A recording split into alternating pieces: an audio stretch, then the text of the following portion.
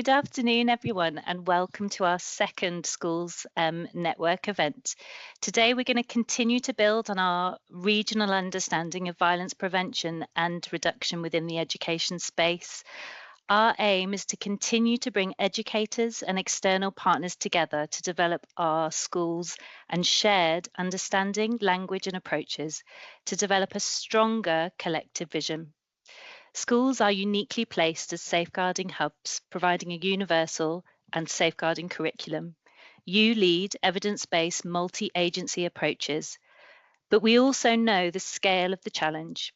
A recent survey suggested that 51% of head teachers feel that they need more support around preventing violence in schools, and 82% of teachers surveyed reported that they have little or no training. This network exists to help bridge that gap.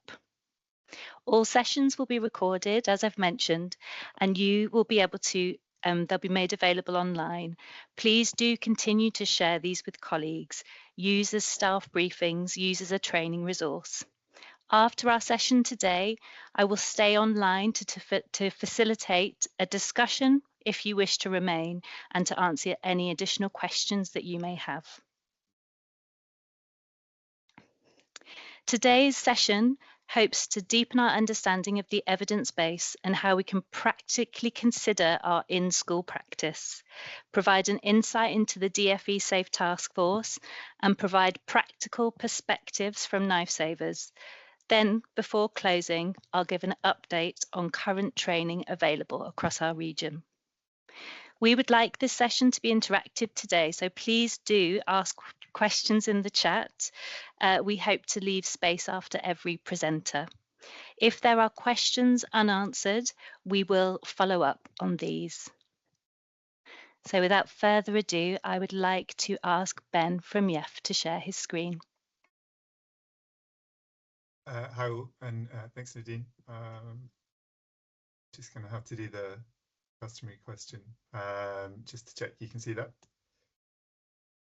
Yeah, we can see. If you want to put it in full slide mode, there you go. Perfect. Yeah. Hi all. For those that attended the last session, you might remember that I presented. But for those that didn't, I just wanted to give a very quick just intro as to who I am and the organisation that I come from. So my name is Ben Lorraine. I work at the Youth Endowment Fund as a senior change manager, kind of focused on education. So the Youth Endowment Fund is a national work centre that's specifically focused on preventing children and young people becoming involved in violence. So our vision is a world where no child becomes involved in violence, and to do that, we find what works and we build a movement to try and put that knowledge into practice. I have a very, and I put my email there at the bottom, just in case anything comes up in the presentation that you don't want to put in the chat or ask a question. I'm really open to people emailing me with suggestions, questions, etc. I have a really complicated strategy slide that we're always encouraged to share. I won't spend ages on it. I appreciate it's a lot on the screen. But I just wanted to show that on the left-hand side, we highlight all of the sectors that we work in. So as I mentioned, I'm very much focused on the education sector. But as an organisation, we work across quite a wide spectrum of different sectors. And I'm sure within the Merseyside Violence Reduction Partnership, you similarly have kind of contact with a range of these multi-agency approaches. But my work is very much focused on the top right box that you see, the red box, which is working for change. So we're really motivated as an organisation to ensure that the education sector understands what the evidence says definitely works, or what the best bet is around violence prevention. And then once we have that kind of knowledge, we're really keen to enable the education sector to have the skills and knowledge to change their practice to be more aligned with evidence. So in the last session, I presented to you the education practice guidance report that we'd released in 2024. For those that weren't able to make it, I would just encourage you to take a look at the recording. I think Nadine has previously shared it, but I'm sure that can be shared again. And within that, I just presented on the 5 key recommendations that we've put out there. They're generally quite simple recommendations, but they're filled with nuance around how to deliver interventions under these categories and who to target them at. And I really would just encourage you to take a look at the report. Once I'm done speaking, I'll share the link in the chat. And within that session, I also introduced you to a self-assessment tool that we had recently introduced. So I do just want to touch on that. But before I do, there was probably one gap in the presentation that I gave. When was it, Nadine? Was it November time? October. October, wow. Yeah, it feels like a lifetime ago, so I'm sure it does for others. But since then, there has been a change to the Ofsted inspection framework that I just wanted to flag for colleagues because it is particularly pertinent for those that are working in the education sector. From November 2025, so presently and going forward, every school and FE provider in England will now be inspected on whether they are protecting children from involvement and violence, and very critically, whether they're using an evidence-based approach to do so. And I just wanted to flag that because I think, particularly around the evidence-based statement, it's quite important to consider that. For colleagues on the call that haven't seen the new education inspection framework, I would recommend just taking a look at the safeguarding chapter, because there is even now a new section that's just wholly focused on child violence. And I know that there are so many things to grapple with the new inspection framework, but there is kind of a silver lining in that we as an organisation feel quite confident actually that the self-assessment tool that we have previously introduced is a really robust and effective way to show that you are starting to think, or you are already thinking about how you can protect children from becoming involved in violence, and how you are engaging with evidence-based approaches and interventions. So just as a reminder, the self-assessment tool that I'm talking about is called EPIC. I've put the link here, but I'll put it in the chat. And it's a free online self-assessment that will ask you 37 questions. It takes on average less than 30 minutes to complete. And for you, what it critically does is it provides you with a personalized, downloadable insights report.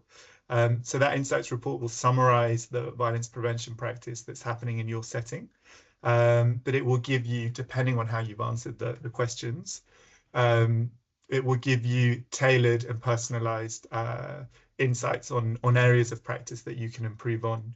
And that can be quite an effective kind of tool and report to use within kind of your school's action plans to show we are engaging with the evidence, we are thinking about the violence prevention practice that's currently happening, but we're also thinking ahead to areas of development for us as an education setting. And as I mentioned, the link's there on the slides. There is also an opportunity, so I've kind of touched on the benefits for you as a user, but there is an opportunity to share your responses with Merseyside. Apologies, I put VRU, but it's technically a VRP. But there is an opportunity to share your responses with us as an organisation and the Merseyside VRU, and we'd really encourage you to do that.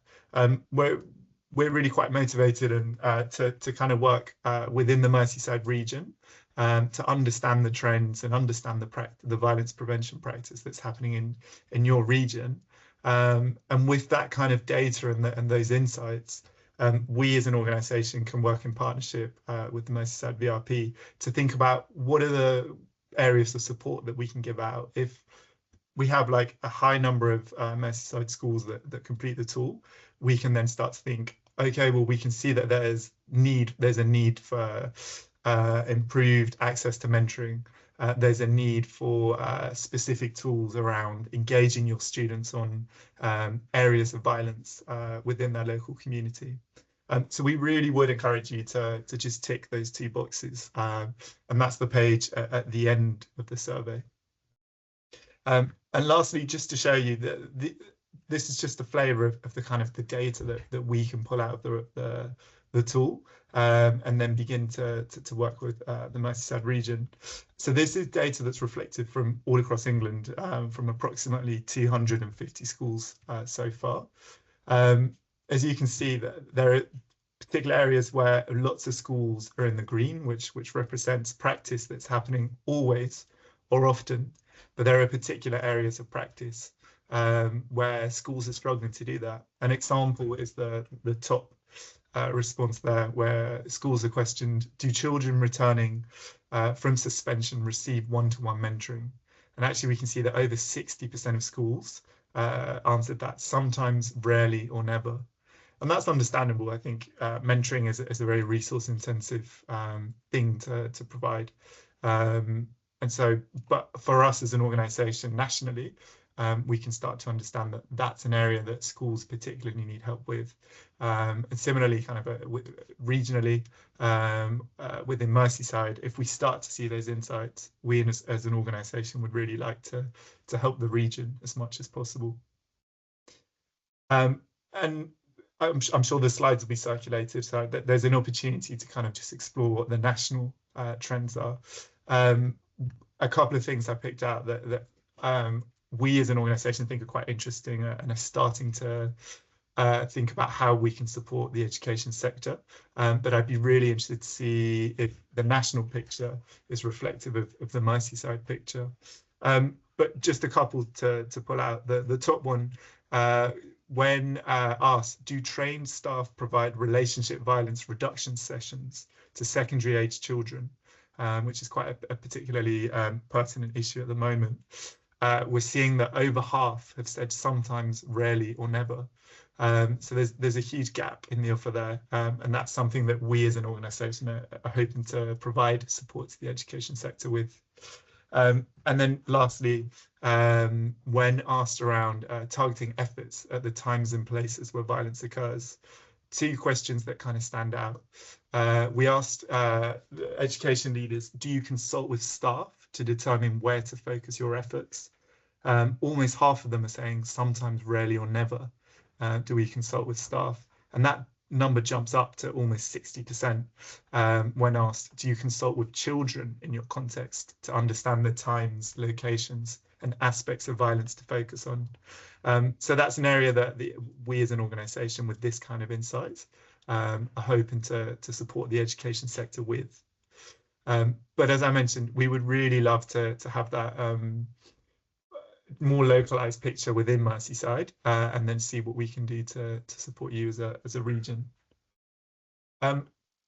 Finally, I just wanted to flag, because I think colleagues would slap me around the head if they had heard that I had a captive audience of 40 people that are engaged in the education sector.